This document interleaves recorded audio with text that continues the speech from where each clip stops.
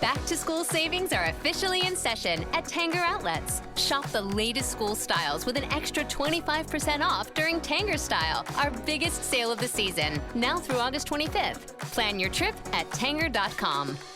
We're excited to announce that our very own podcasting platform, Zencastr, has become a new sponsor to the show. Check out the podcast discount link in our show notes and stay tuned for why we love using Zen for the podcast.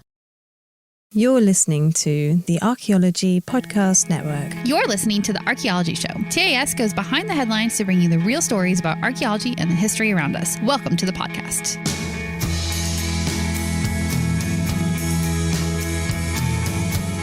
Hello and welcome to the Archaeology Show, episode 142. On today's show, we conclude our Pre-Clovis discussion with 4 of the oldest human occupation sites in the Americas. Let's dig a little deeper.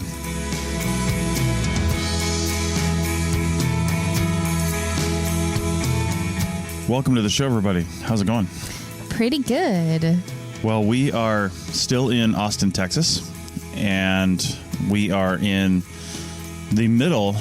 I know nobody here cares. Nobody on this podcast probably cares. But there's secret fans out there that just kind of come out of the woodworks. I know. You never know who's a fan. I know. But we're in the middle of our Formula One weekend here in Austin. We had our first day yesterday. Immediately when we're done recording here, we're going to go to the next day, which has practice and qualifying and a bunch of other events. What? We're not recording the day before this podcast comes out. Hey, be quiet. Hey. Shh. I know. This is current information. So anyway, it's culturally, it's a very interesting event. We're not going to spend time talking about it, but culturally, it's a very interesting event. You see all different types. It's very different from NASCAR, which I've been to a couple of NASCAR events. We both have. Yeah. It's a different deal. It's very different. And there's a lot of people flying in from different places. A lot of Mexican people, because it's pretty easy to pop up here from Mexico, I think. So, and you know, Sergio Perez is a very, very popular Mexican driver. Very popular, yeah. So he's good, and he's in one of the top teams, and he's well liked down there. So. All right. Well, that being said, that's it. That's all we'll say about Formula One. But we're here and we're loving it. So I know. I wish we could do something there and like record there or something. But yeah. For what podcast? For what? Yeah, I have no idea. A podcast that doesn't exist. Yeah. So we're going to continue part 2 of our Pre-Clovis sites series, and we got a few sites. We started a little bit earlier, a little bit later in time, I should say, closer to us, and now we're going to move further back in time. Right. For Pre-Clovis sites. Yeah, because the further back in time you go, the less accepted and well established those sites are as actually being Pre-Clovis. Yeah. So we figured we would move back in time, and also at the same time we're also moving back in acceptedness. That's a word, right? Sure, that works. You know. All right, so this next one is called Meadowcroft Rock Shelter, and it's in Washington County, Pennsylvania. This was discovered by a farmer in 1955. He found a stone tool in like a groundhog hole, and weirdly, this guy, Albert Miller, he just decided to, you know, hey, an archaeologist should probably see this, which is a really neat thing for him to think in 1955. And so he started looking around, and I don't know what the process was for that, but it was nearly 20 years later that he connected with Dr. James Ottavazio at the University of Pittsburgh. And Ottavazio's name has become synonymous with Meadowcroft since then. So anybody who is in archaeology and took like a 101 class has heard the name Ottavazio because Meadowcroft is discussed in that class. Right. Now... 20 years? Really? So he just like sat on it for 20 years? Like, oh yeah, this is a thing. Well, he either sat on it or people didn't take him seriously and didn't come out and look at it. Sure, that's possible. So, you know, that's always the thing. So Ottavazio looked at it, and he brought out a field school to do some excavation there. And over the next 6 years, the field school found almost 2 million artifacts and ecofacts. We'll talk about that, including tools, fire pits, and pottery. Wow. Yeah. That's a lot. Yeah. Ecofacts are basically things that were transported in by humans, like, I don't know, I would guess different rock materials, stuff like that. It can also be shapes of things. I don't exactly know what the ecofacts were, but it could be things in the shape of, like, naturally in the shape of something that, you know, people looks like something used. people would have used. Yeah. Ecofacts can be almost anything. It's basically something that we think people used for some reason. Right. But they might not have necessarily modified it in a way that's identifiable, right? Yeah. So where this thing fits in history is the radiocarbon testing put this at... Well, there's a rock ledge overhang that served as a campsite for here, and it's been heavily excavated. I mean, way deep, excavated down way deep, like a lot of rock shelters can be. And they dated this thing to up to 19,000 years ago. And as we've been learning, anything pre-Clovis is going to have some sort of criticism to it, of course, because people are doubtful of what it is. And the criticism here focuses on, of course, the radiocarbon dates. It's very easy to criticize radiocarbon dates. When you get it right, well, let me just put it this way. It's physics. So when the mass spectrometer says this radiocarbon you told me about is this old, it's not wrong. Right. But the problem comes in with, well, how did that radiocarbon get there? What did the radiocarbon do throughout its life cycle? Was it contaminated? Was other stuff on it? Was it ever exposed? And then something else. Anyway, there's a lot of things that can go wrong with the actual carbon, and that's one of the major criticisms here. Is they think it could have been. Some people think it could have been contaminated by ancient carbon from coal-bearing strata in the watershed. Right. So just like leaking through the area and into the carbon. So those are some of the major criticisms of Meadowcroft. But then, of course, you can always find somebody that will say, nope, this isn't really true. A third-party geomorphologist came in and said it doesn't look like groundwater activity has contributed to contamination. So there isn't a lot of flow of groundwater through this area, at least from the coal to the site, apparently. So one, yeah. I mean, I still have a little skepticism there because, one expert, you can always find one expert who'll say the thing that you want them to say. No, right. Like nothing against this guy. Maybe he's totally genuine, but it just seems like you're saying, as with all of these really old sites, they only have one source of dating, and then you just need multiple to really confirm that this 19,000-year-old date is accurate. Where this also tends to go off the rails for some archaeologists is in the stone tool collection that they found there. There's something they're calling the Miller complex because of Albert Miller, probably, and a point was found there. It's a lanceolate projectile point, thin and unfluted. So lanceolate, which just means long and thin. Yeah. And it's like, think of it like a spear point. There's no flute on it like you find with Clovis points. And the thing is, this tool complex or tradition was, I guess, first identified here, but they found other tools that are very similar to this complex in other parts of Pennsylvania and all the way down to Florida. So there's been other tools like this found. Now, here's where it kind of goes a little crazy, is you often have an artifact assemblage or something like that, and that's usually undisputed. It is what it is. You can see it, you can make your own interpretation, but the interpretation is what usually gets people into trouble and brings the entire site into question. And Ottavazio has said that this complex has Eurasiatic and Siberian appearances to its tools. So he was making the connection that, hey, maybe people did come over here from Europe and through Siberia and took this stone tool tradition with them. And that's not implausible, I guess, but it just wasn't one of the standing theories of the time when he started making these claims.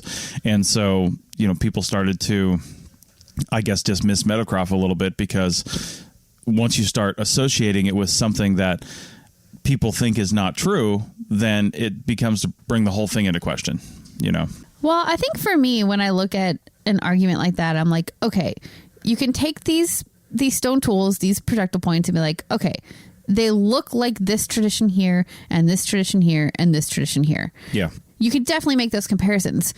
But for me, I feel like you have to stop there, because you can't say, without any other evidence,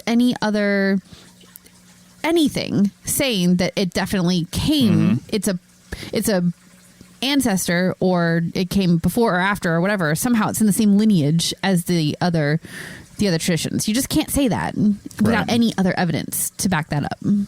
All right, so we're not going to spend a lot of time on Meadowcroft. We wanted to mention it. It's a very famous site here in the United States. And we're going to move now to what's becoming another very famous site in the United States, which is kind of what prompted this entire series of podcasts and a few other shows on the APN, the footprints in White Sands, New Mexico.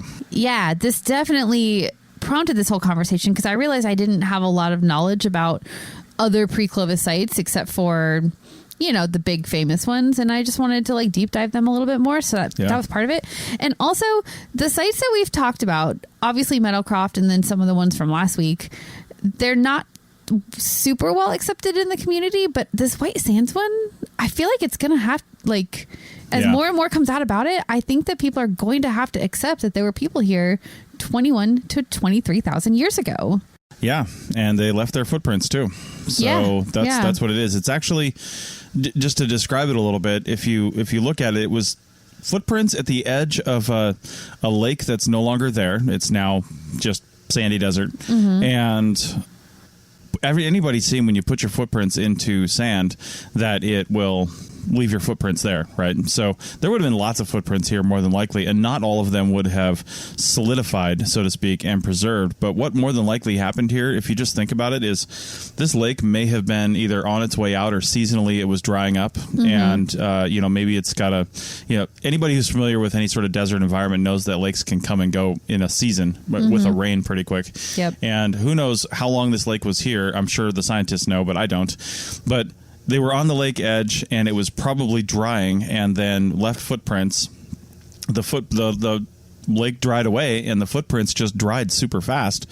And then through whatever processes, they were covered again and by dust and sand or whatever happened. But it was a perfect storm of circumstances, probably literally a perfect storm of circumstances to cover these footprints. And then eventually they basically hardened with the rock around them, and we were able to extract the strata that was above them and reveal footprints. Yeah. So, and you shouldn't think that it's only human footprints that are there either. There's footprints from all kinds of different animals, and they've been finding preserved footprints there since the 1930s, and it includes things like extinct megafauna like the giant sloth, which I thought was really cool. I didn't even know giant sloths exist, and to know that they were roaming the earth back then is just a little bit terrifying, but really cool. Yeah. So along with the paper that was written, they discussed 5 track horizons that contain human footprints, with track 1 being the oldest and track 5 being the youngest.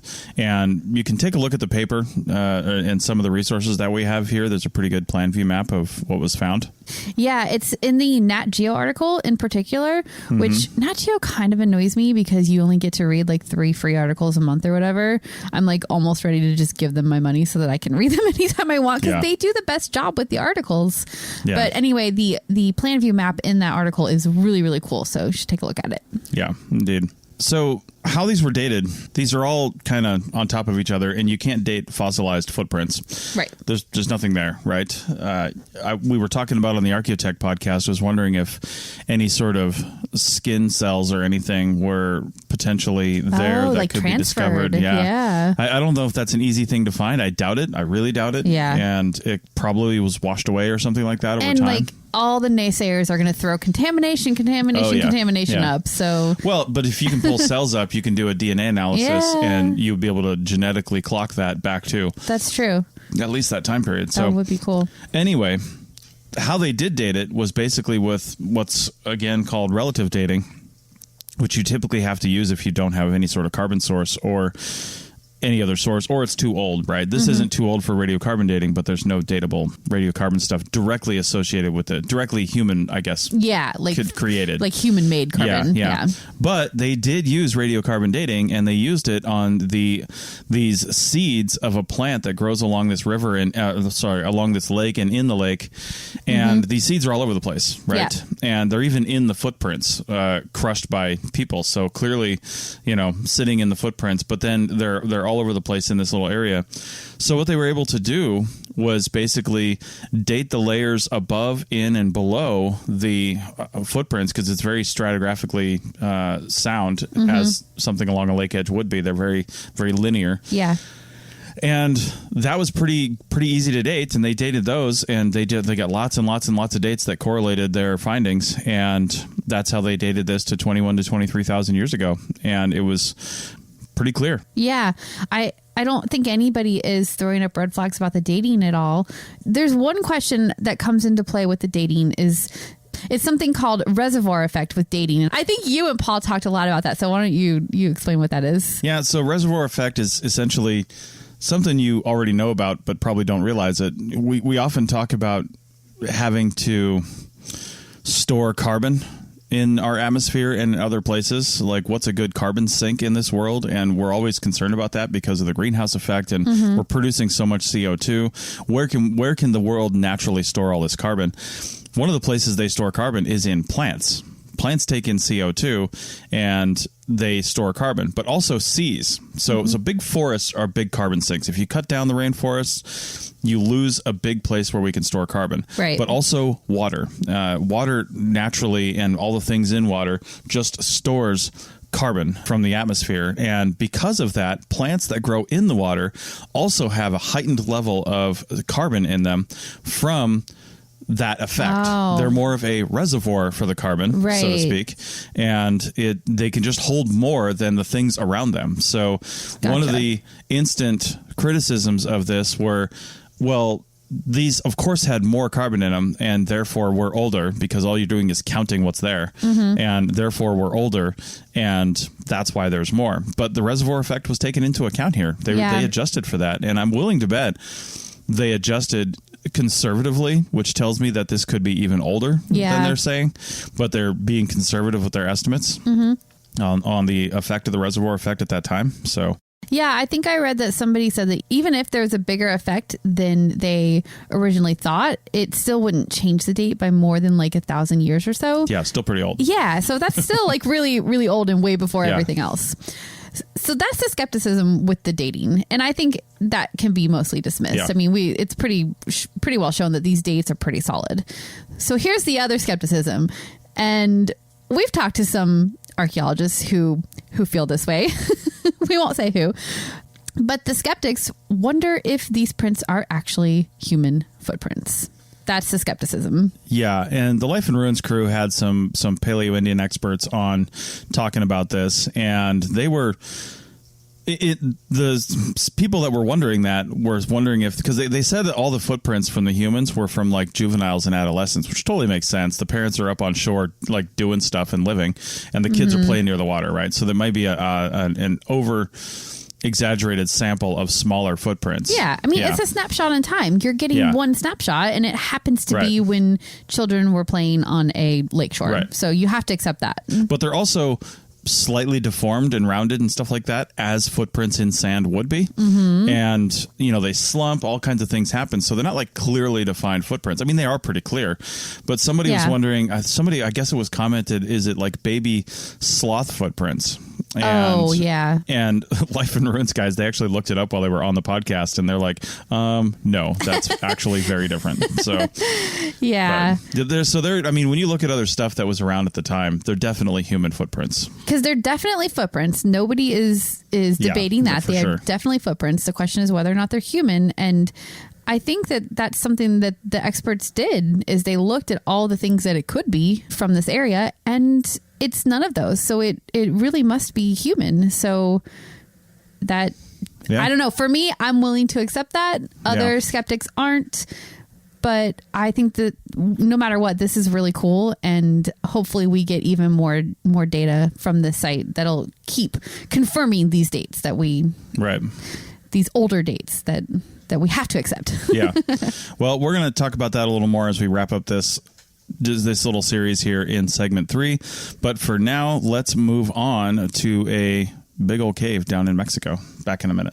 Chris Webster here for the Archaeology Podcast Network. We strive for high-quality interviews and content so you can find information on any topic in archaeology from around the world. One way we do that is by recording interviews with our hosts and guests located in many parts of the world all at once. We do that through the use of Zencastr. That's Zencastr.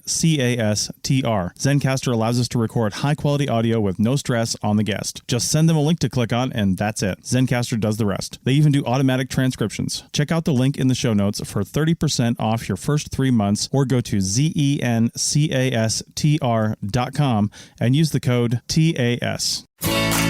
Introducing Zaxby's new chicken finger tacos. One with pico and creamy chipotle ranch, and the other with bacon and avocado ranch. Chicken expert since 1990. Taco expert since now. Woo, saucy! Zaxby's. Chicken tacos should only be trusted to chicken professionals. That's where we come in. Introducing Zaxby's new chicken finger tacos. One comes with pico de gallo and creamy chipotle ranch. And the other comes with bacon, lettuce, tomato, and avocado ranch. Chicken experts since 1990. Chicken taco experts since now. Order yours today in the Zax Rewards app. Woo, saucy! Zaxby's. Welcome back to episode 142 of the Archaeology Show. And we are going to move south to Chiquiuti Cave in Mexico. I hope I'm saying that right. I'm bringing in some of my Spanish school knowledge to get those letters sounding correctly, but I think that's how you say it. I am on day 162 of learning Spanish through Duolingo, and I actually have no idea, but it looks good.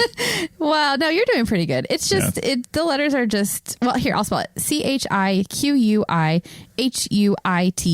think that's right. So Chiquiuti is how I'm going to say that. Now, this is a really cool cave in Mexico, and it was excavated by Cyprian Ardelean of Autonomous University of Zacatecas. I know, Cyprian Ardelean. That's like the coolest archaeology name ever. Like he needs like an Indiana Jones style movie about him. Anyway, and he looks like the coolest archaeologist ever too in the pictures. Go check out the articles that we link to.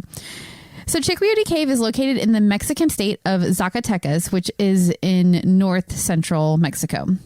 It is a high altitude cave at 2,740 meters above sea level, which is approximately 8,990 feet. That's a lot. That is a lot. It is very, very high.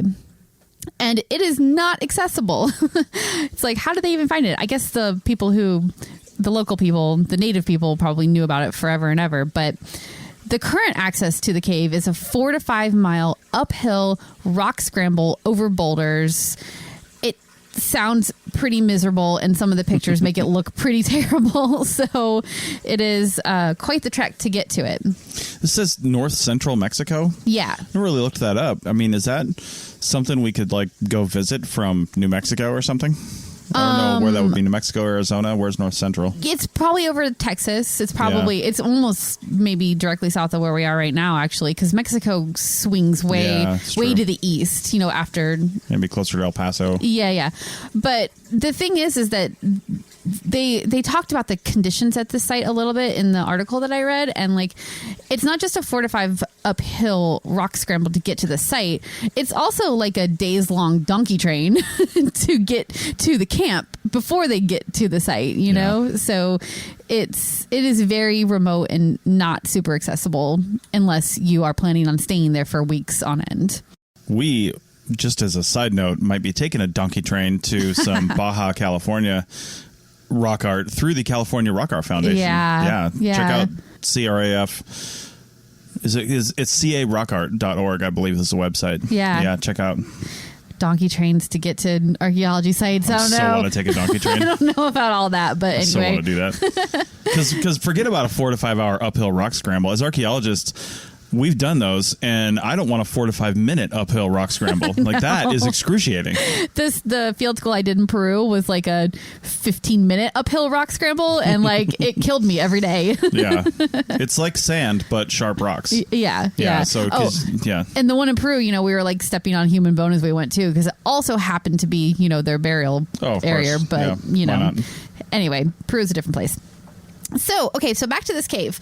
It might have been a much more inviting area in the past, because the entrance that they're accessing in this 4 to 5 mile up or 4 to 5 hour uphill scramble is kind of like a side or a back entrance or something. Yeah. There used to be a front entrance that was right near a spring-fed creek, and that has since been blocked by rock slides. But I think most of the excavations they're doing is closer to that end of the cave, near where the water access was. So this cave is well stratified, and it has established dates for each layer through both radiocarbon and luminescence dating. So they do have two forms of dating going on here, which is good. Yeah, really great. So like the dates are pretty indisputable. And they recovered nearly 2,000 lithic artifacts of different types, flakes and bifaces and projectile points and all that kind of stuff. And they're at a depth of about 3 to 3.5 meters below the cave surface. They all do seem to be contained in a older strata, right? So it's all pretty deep.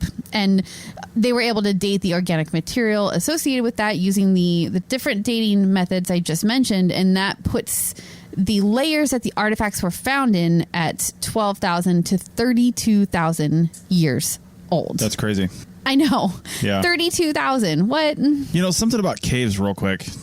I'm having trouble visualizing what cave life would have been like at the earliest times, right? Because you look at, say, Meadowcroft, you look at Chickwayuti, you look at Gate Cliff Shelter in Nevada. Gate Cliff Shelter in Nevada is a well-known, very prominent, dug by David Hurst Thomas, and back in the 60s, 70s, and I think there might even still be stuff going on there today randomly. But they went down like meters. Yeah. And it's like, how was this even accessible back in that time period? Now, true, the entrances to some of these caves would also have been lower stratigraphically, but I just don't understand how, when you start going down as far as like even these guys went down 3 to 3.5 meters, what did that look like as the approach to the cave when it was 12 feet lower than it is now, or 9 to 12 feet lower than it is now? Yeah.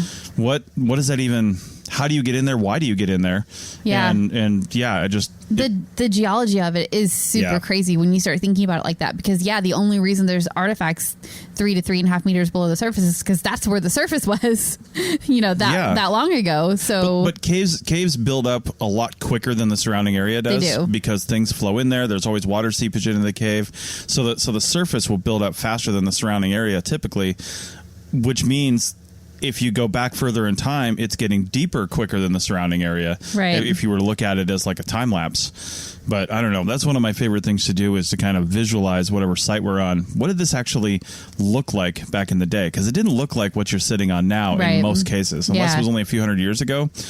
Even if it was 1,000 years ago, the vegetation was probably a little bit different, just because things change in the atmosphere, you know, for temperatures and stuff. I don't know. Yeah, definitely. And like, they do have some pictures of the actual excavation in the article. I think it's Nat Geo again. Those guys are just killing it with their articles, which is hard to read, frustratingly, because you got to put in all your information. If you read too many articles, and I understand they want to make money. Blah, blah, blah.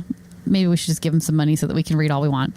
I just said that last segment and I just said it again. So maybe anyway, probably should. Anyway, donate to the Archaeology Podcast Network so we can afford our Nat Geo subscription. I know, right? ArchPodNet.com/members. So anyway, the team, they were able to, like I said, use both OSL and carbon dating to date the artifacts. OSL being optically stimulated luminescence. Yes, that. That's going to be the name of my punk rock band. Yes.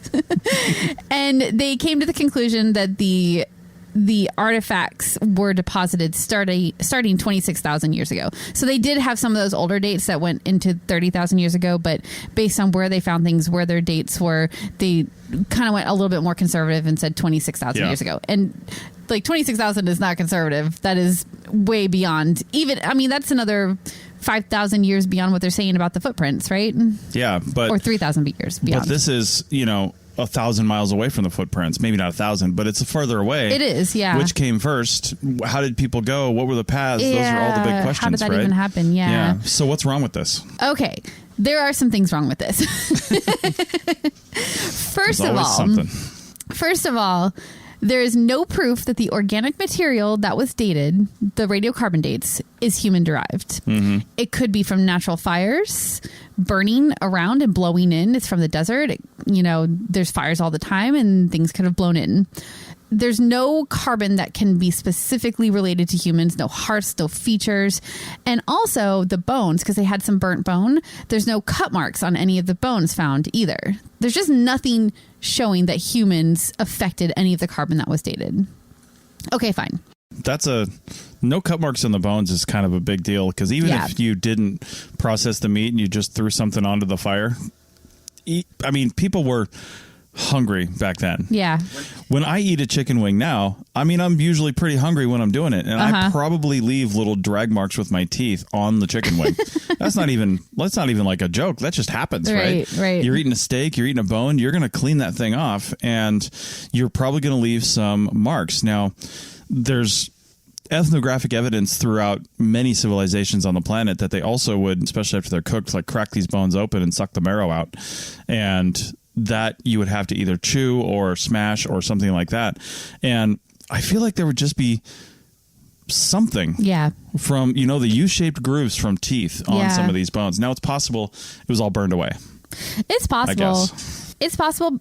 I think they tested about 50 different items they did carbon dating on about 50 different items. And I'm just not sure how good the samples were as far as knowing what the item was originally. Yeah. So anyway, the whole site, it's like one of the biggest problems with the whole site is that it consists entirely of stone artifacts. Mm-hmm. There's no other evidence of human occupation. None of the other things that you might expect to see in a place where people are living, they're living there and there's just nothing else. Now, we've talked about this before on this podcast. There's the missing majority, right? Because the things that decompose away, you just don't have them anymore. Especially and you can't have them. Exactly. So it could just be a stone artifact site, and that is what it is. But then we get to the next big problem. And the next big problem, which I get it. I looked at the pictures and I get it. The stone artifacts themselves are questionable as to whether they were human-made or naturally formed in a creek or water environment that is active and constantly breaking and fracturing rocks. Right. So you guys should definitely go look at our show notes links, because the article, I don't believe you can read the actual article itself. However, you can look at all the figures. That's one of the great parts about these articles that are behind paywalls is usually you can read the abstract and you can see all the figures. And so you can go look at the pictures and they've got these compilation photos that's just like a whole bunch of artifacts piled in together. And you can see that they look kind of like artifacts, but they're also kind of not, like you can see how they were naturally derived as well. Well, didn't they say that the material that these were made out of was a limestone that is not natural to this cave? They did. That's what they're saying. That's kind of a big smoking gun. Like, how did that get there? Yeah, that's true. It's debated whether or not it's natural to the cave. The researchers are saying that it's not natural to the cave, and there's skepticism around that argument from the rest of the archaeology community. The material itself, I looked at the pictures and it looks pretty low quality. And when you have a low quality stone like that, it makes the artifacts not look as pretty, and they don't look as smooth. They don't look as well made. They don't make tools that are as well made. They, like when it's lower quality, it just doesn't look as good, but that doesn't mean that they're not human made. They could still be, So I don't know. I'm kind of on the fence about it. I think that probably in the context of the excavation, when you find something that they're calling a stone tool compared with the other stones that are there naturally, it probably was a pretty distinct difference. And that's why they're so into it being a new stone tool assemblage that we haven't seen before. Right. And it is a new stone tool assemblage because it looks nothing like anything else in the area, anything else from this time period. Not that we have any other dates going back 26,000 years, but nothing, nothing else from the Pre-Clovis time period. And that is interesting. But here's one more piece of skepticism that researchers bring in about these stone tools. Is that you have a 10,000 year occupation time period, right? Because they dated this from 12,000 to 32,000 years ago, with the oldest being, they're really starting it conservatively at 26,000 years ago. Yeah. So a roughly 10,000 year occupation. There is zero evolution in those stone tools. Now, when you talk about 10,000 years of occupation, when you push that time period forward, you get so much evolution. You see so many different tool types showing up. So like, where is the evolution in the lithic tool assemblage over 10,000 years? I mean, there's precedent for this, because when you look at, say, tools at 2 million years old, It's nothing to say there was no tool evolution for 1.5 million years. Right. It's literally nothing to say that. Right. And that's common to assume that, right? You go back that far in time, the tool evolution is slower because, well, cognitively, people weren't, doing stuff, but also evolutionarily, as far as technology goes, technology is driven just like it is today by need. And if you didn't need to develop different stone tools to do things, then that's what you would do. There was a explosion in stone tools for many reasons in the United States and I guess North America post the last glacial maximum and when the glaciers started to end, primarily because the big thing that they were taking down for most of their food started to die out. So they had to start hunting smaller and smaller game, which these smaller points, the dart points and the eventually way later when bow and arrow was invented, those points as well. And even atlatl points were smaller than like long spear points. That technology started to grow, and you also had more and more people. There was, more and more people around as you went through time. There was just more groups, and that alone is going to cause different ideas in how to do things. And so when you get more people and you get a technological reason to evolve your stone tool shapes, then that's going to happen. But if for 10,000 years life was great and you had plenty of food and you didn't need to, what do you need to do anything different for? Yeah, I totally get that. So that's why I made that the third point of skepticism, because it doesn't feel quite as skeptical to me as some of the other reasons. Yeah. But it is interesting to think about, though, because these are still modern humans. Yeah. Brain capacity wise and the way they think and act, they're not that different from humans. Oh, they're exactly the same. 10,000 or 15,000 years later. So they're the same. So they had the same ability to evolve and change and be creative really with it. But you're right. If they didn't need to, then they might not have committed the brain power to doing that. So there you go. Anyway, it's really interesting. Well, there's a lot more. There's actually a number of other sites that we could have brought into this that date older than this. But we are, for the end of this series, going to jump all the way back to 130,000 years ago in San Diego. So, which, as we all know, stands for no, it doesn't. All right. It's not German for anything. All right. Back in a minute. You may have heard my pitch for membership. It's a great idea and really helps out. However, you can also support us by picking up a fun t-shirt, sticker, or something from a large selection of items from our TeePublic store. Head over to archpodnet.com/shop for a link. That's archpodnet.com/shop to pick up some fun swag and support the show. Introducing Zaxby's new chicken finger tacos. One with pico and creamy chipotle ranch, and the other with bacon and avocado ranch. Chicken expert since 1990. Taco expert since now. Woo, saucy! Zaxby's. Chicken tacos should only be trusted to chicken professionals. That's where we come in. Introducing Zaxby's new chicken finger tacos. One comes with pico de gallo and creamy chipotle ranch. And the other comes with bacon, lettuce, tomato, and avocado ranch. Chicken expert since 1990. Chicken taco expert since now. Order yours today in the Zax Rewards app. Woo, saucy! Zaxby's. Welcome back to the final segment of episode 142 of the Archaeology Show. Our Pre-Clovis sites series is coming to an end. Yeah. And it's coming to an end with the oldest site that is proposed to be human created in North America, in all the Americas. Yes. I mean, there's nothing that is thought to be older than this, and there's definitely some skepticism and some issues around it. So let's talk about it. Yeah, and I included this one obviously because it's the oldest, and I looked at all of the other pre-Clovis sites, and the site that we talked about in the last segment, the Chickabiddy Cave, seemed to be the oldest site that was still like a pretty good potential pre-Clovis site. But there's kind of nothing between then and Cerruti. Yeah. There's an occasional one like Topper, which we talked about in segment 1. They've got a date that is 50,000 years old, which is really, really, people are really skeptical of that. Yeah. But there's not a whole lot of other sites that there's good dating and good artifacts coming out of. So here we are 100,000 years in the past at Cerruti. So what is it and why is it so old? Right. So we're going to speak in some general terms here. There's a lot published about this because it really came out about, I don't know, 4 years ago or so. Yeah. 4 or 5 years ago.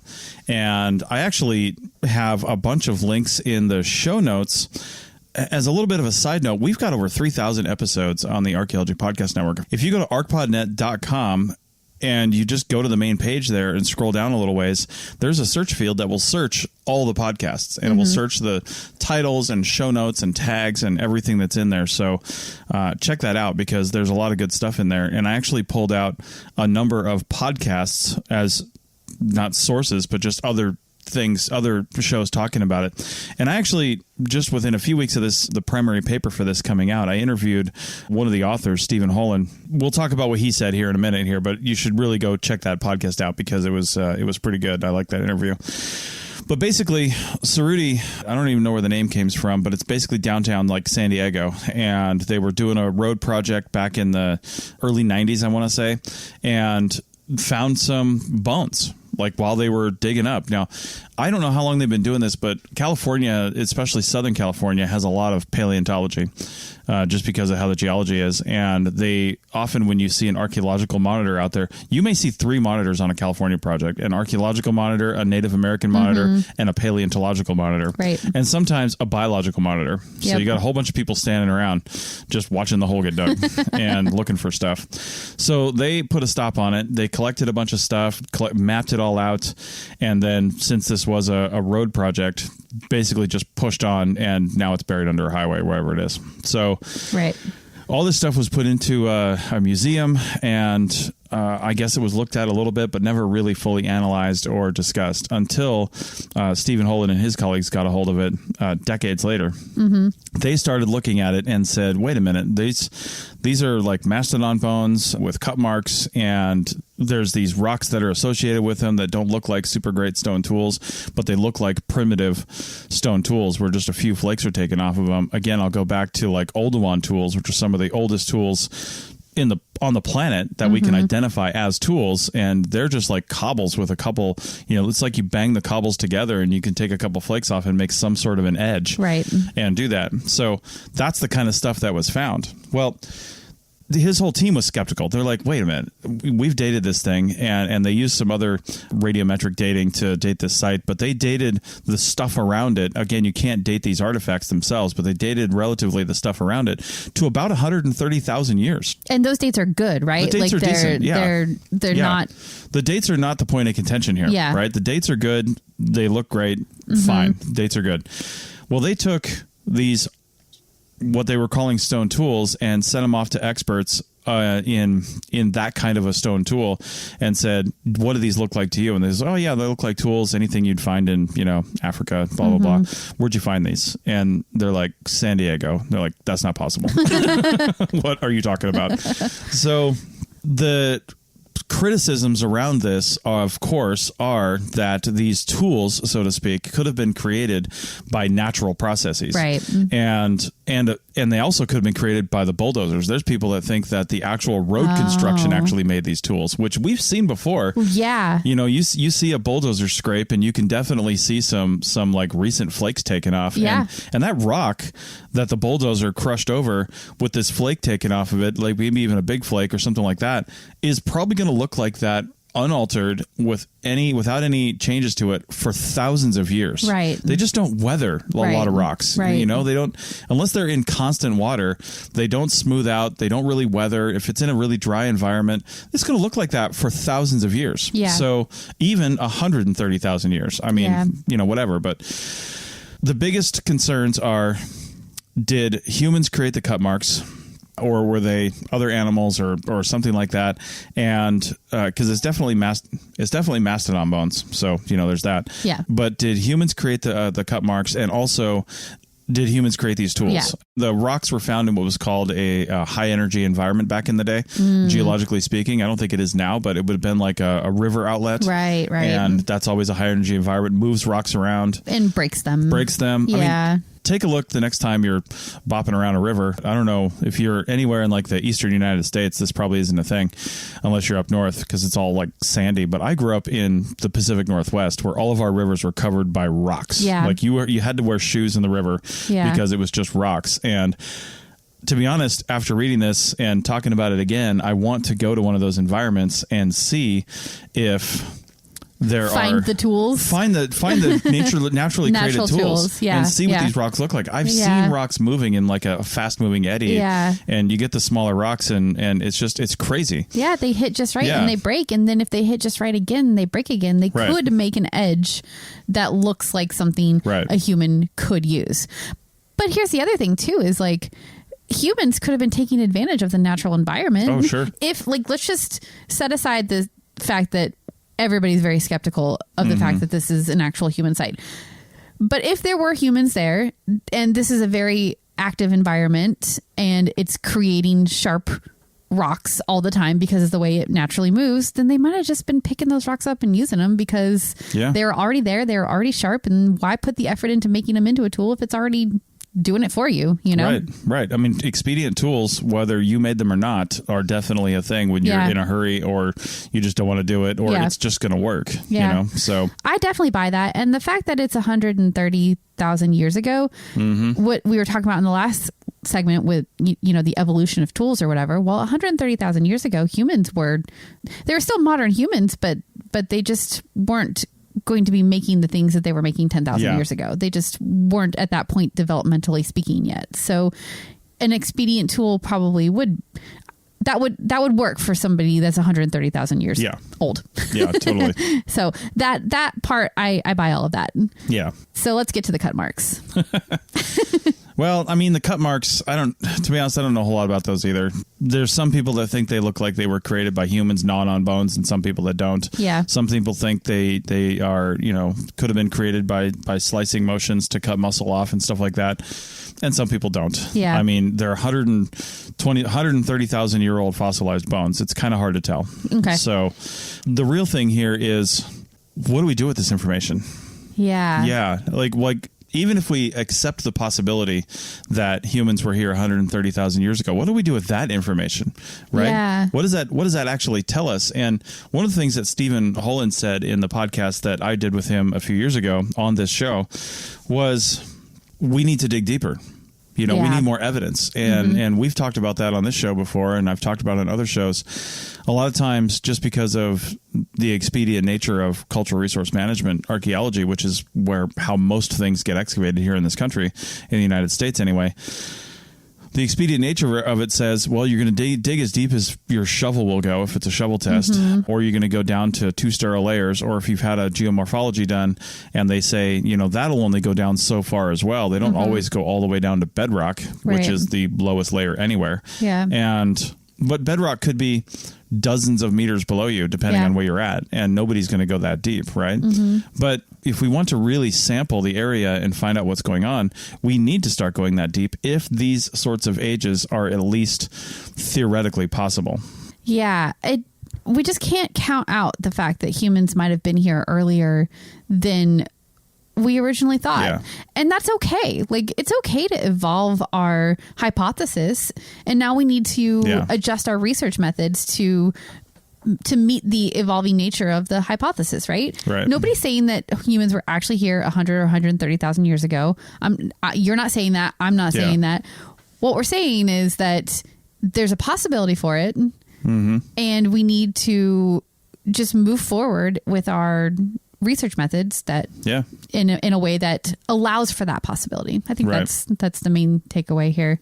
Yeah, here's another thing too is, you know, people are wondering, well, where's all the sites between, you know, Clovis or early pre-Clovis to this point in time? And again, we might just not be looking deep enough to find them. We might not be looking in the right places. But also there's another theoretical possibility is people definitely came to the North America continent and South America, probably from North America and possibly some other ways, which we're not going to get into, but they definitely came to the North American continent. There's archaeological evidence of this through the ice-free corridor, and there's growing evidence for people coming down the coast of, you know, Alaska, Canada, down into the United States area now, so all of North America.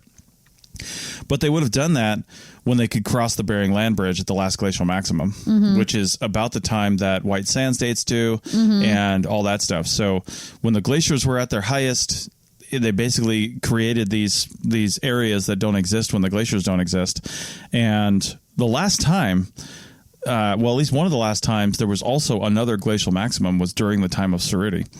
And who's to say when people were living in the Asian continents and African continents for millions of years that some other groups of people didn't just chase the game and continue migrating over. And maybe they just didn't make it. Maybe they didn't make it when the Ice Age started again. They either didn't make it or we haven't found evidence of them. But why does there only have to be one migration into North America when there could have been many, for that matter? I can't imagine the first people that came over here even barely made it. You know, why would they have? I don't know, it would though. have been hard. The only thing that makes me skeptical is that, yes, most of North America would have been covered under a glacier during the maximum, but south of there was not. Yeah. So if they made it over here and they made it south of the glacier before any paths back to where they came from were closed, then it was so rich here in resources, in natural resources. There's no reason why they would have failed, but they could have. That still could have happened. But I just feel like the skeptics say, like, where are the other sites? Yeah. And it could be a not digging deep enough thing. That's definitely possible. Like, maybe there's sites sprinkled throughout the last 100,000 years if we dig in the right places. But I don't know. I would love to believe that that's possible. I just want to see more sites and more evidence showing it. But it's an interesting thing to theorize, for sure. That's sort of where I'm at with Cerruti, is that it's very interesting and we need to do more research. And I think that's exactly what Cerruti tells us. Yeah. Is that we need to broaden our research parameters and consider other things. Yeah. Right. We need to dig down deeper. We need to look in other areas. Look geologically at places like White Sands and say, all right, well, where are there other lake edges that are older than 6,000 to 9,000 years ago? Because we know where all those are.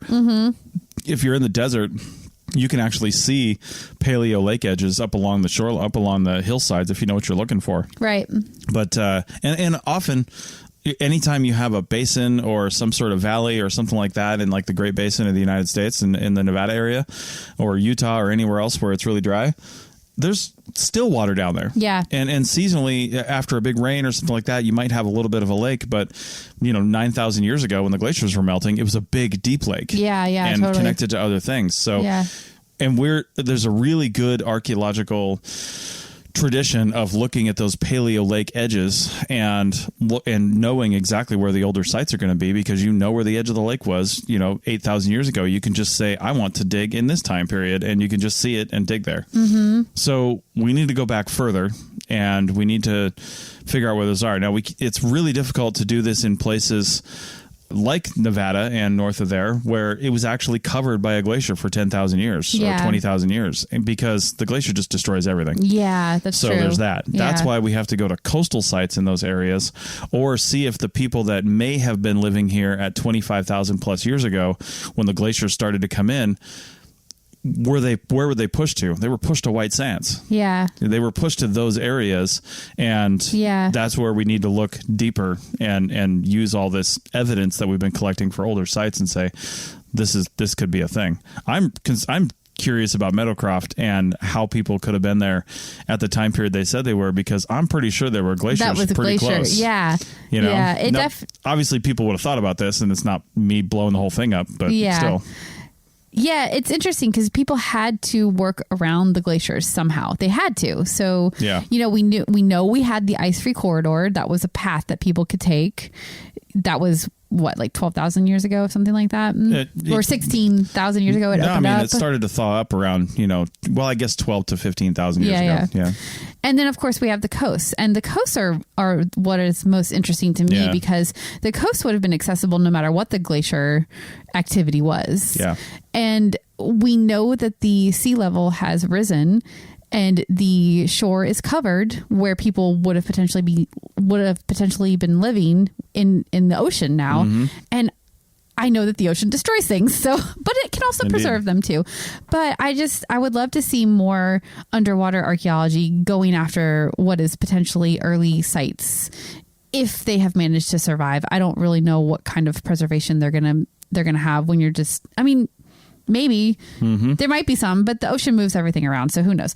But those early steam roads things. Yeah, it does. And like, even if there were lithic tools there, they would have been pushed around the ocean floor by now and probably not even recognizable as a stone tool at this point. But totally. Anyway, there's a lot of problems with it, obviously.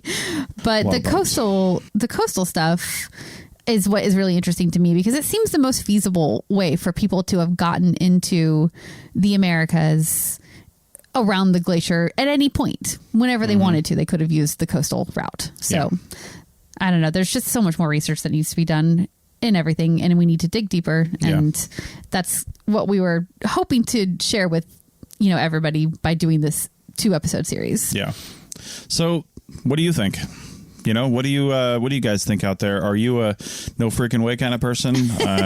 People weren't here prior to 14,000 years. And that's really the opinion I'm interested in, because if you're so adamant about it, I'm curious as to why. Yeah. Why the rigid stance? And I'm really speaking to archaeologists here too, because there's a lot of archaeologists that are rigidly saying, no, that's not possible. Yeah. But I'm almost like, why isn't it possible that there were multiple migrations potentially, and people died out and or are just in places where we don't know they were? We didn't know those footprints have been sitting in the White Sands. White Sands is a national park. Yeah. And it's also a big military ground, and I think it was on the military side of it that they found all this stuff.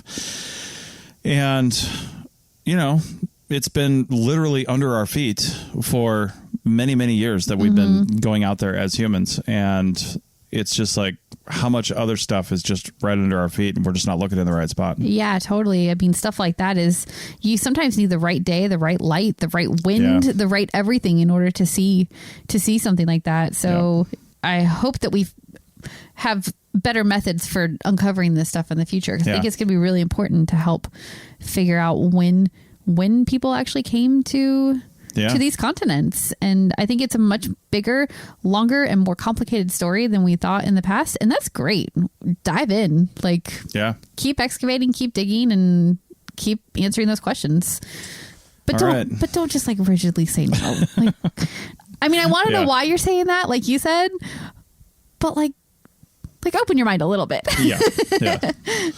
All right. Well, we're going to go from the really old to the really new. We got to get to the track. So we're going to edit this episode probably at the Formula One track. Will be super cool, because we're going to a concert tonight. So we got a couple hours in between to get some APN work done. That's Woohoo. right. That's right. So anyway, thanks a lot for listening. And again, if you want to support us so we can buy an APN subscription to the National Geographic and some other things, archpodnet.com/members, and check out any of the sponsors that you heard in the ad breaks. Thanks a lot, and we'll see you next week.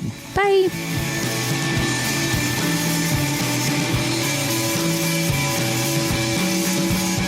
Thanks for listening to The Archaeology Show. Feel free to comment and view the show notes on the website at www.archpodnet.com. Find us on Facebook, Instagram, and Twitter at ArchPodNet. Music for this show is called I Wish You Would Look from the band Sea Hero. Again, thanks for listening, and have an awesome day.